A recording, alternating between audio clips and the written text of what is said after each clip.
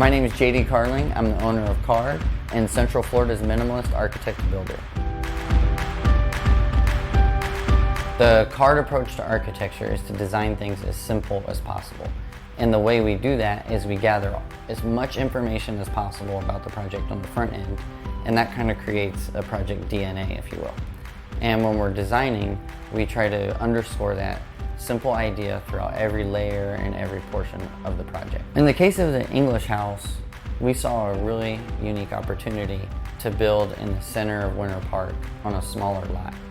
And Winter Park is a unique location in Central Florida because you have all these nodes or neighborhoods like Park Avenue, Winter Park Village, Martin Luther King Jr. Park, New England, Hannibal Square, and there's a lot of new things getting built here too. And this area was right in the middle. And all those things are important, but we see that each house, each piece of the block is important, and we wanted to create a house that kind of pulled all those things together in a way that's already consistent with what's there and reinforce it and make a stronger neighborhood.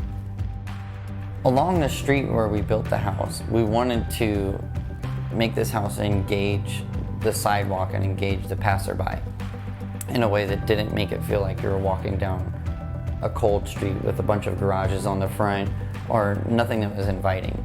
So we did a bunch of small things, like we have kind of a playful pathway up to the front door that's reminiscent of a hopscotch field. And we wanted that to make it feel like kind of a fun experience getting up to the front door. And then we also added a extended Juliet balcony to the front of the house, so that if we're upstairs and there's someone that we know that's coming by, we can easily get out and say hi to them or tell them where to park. The overall form and the massing of the house was developed based on this being a small lot. It's actually a smaller lot than what's allowed in the city now, but we were grandfathered in.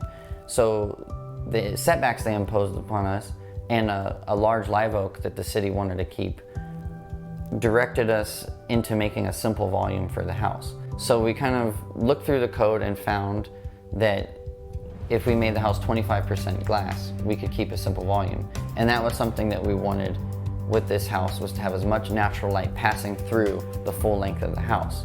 So the code and what we wanted to communicate in our idea actually ended up marrying very, very perfectly. On every project that we work on, we want to have unique materials or materials used in a unique way.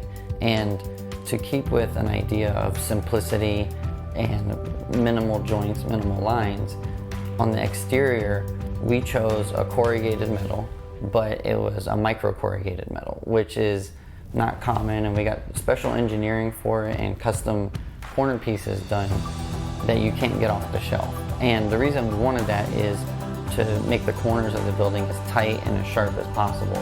And the piece is actually folded in a way that matches the corrugation, and it really, really lightens up the heaviness that you get from having banding around your design. When you come inside the house, there's two very distinct areas, and the first floor is one huge room with a large glass wall on the side and an extremely oversized gathering table. And that design came about because there was going to be so many people coming to the house either for events or family gatherings. We have a huge family, and the table seats 14 people, and for a 3-bedroom house, that's way oversized.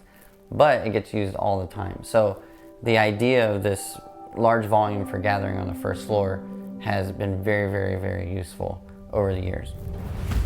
Upstairs is a more private zone, and all the rooms are filled with light and very, very minimal detailing. There's no trim boards on the floor, there's nothing around the doors. Everything is very simple and calming. And so you go from this very active zone to a very private and calm zone. When we created the house, I had promised a friend from when I was a kid that the first personal thing I designed or whatever would have a secret room or a trap door or something in it. And we wanted a roof deck on the house, so we thought it'd be fun to put this kind of secret pull down ladder in a way to get up to it. And so that was kind of like a fun hidden thing, and it makes it feel special when you go up there and we set up tents and we spend the night up there.